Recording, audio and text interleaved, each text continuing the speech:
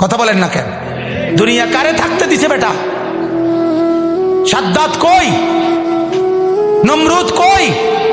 ফেরাউন কই? কারুন কই? পৃথিবীর জালেমরা কই? সম্পদের লুভিরা কই? দুনিয়াদাররা কই? বলো মিয়া, বলো কই? কেউ টিকছে দুনিয়া? কেউ টিকছে?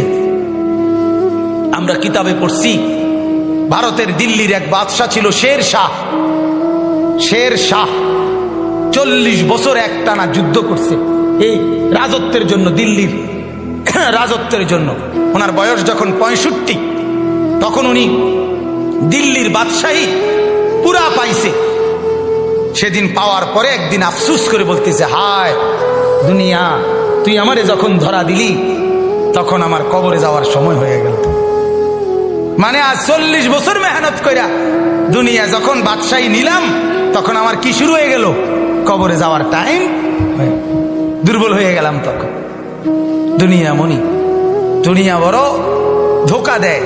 সব গুছাইয়া দুনিয়ারে সাজাইবার পরেও, সব ক্লিয়ার হবার পরেও, এ বাড়ি দাড়ি বিল্ডিং টিল্ডিং এর কাম সব গুছাইয়া সারলে আমার বড় ভাইয়ের বিবি, আমার বড় ভাই আলহাজ হযরত মাওলানা মাহবুবুর রহমান আশরাফি, তার বিবি আমার বড় ভাবি, মায়ের মতো যিনি আমগরে আদর করছিলেন, নতুন বিল্ডিং করছে, অনেক কষ্ট করে কোন রকমের রুমডি ঠিকঠাক করে উঠছে।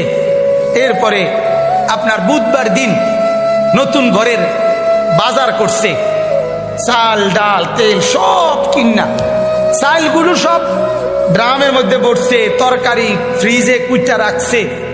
বৃহস্পতিবার দিন স্ট্রোক করছে, শুক্রবার দিন জুমার নামাজের সময় কবরে চলে গেছে।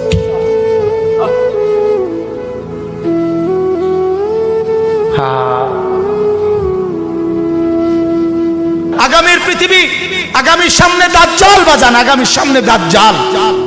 দাজ্জাল দেখা যায়, দাজ্জাল দেখা যায়, কিয়ামত দেখা যায়। ইকতারাবা লিন্নাসি হিসাবুহুম, আল্লাহ বলে হিসাবের সময় কাছায় গেছে বান্দা।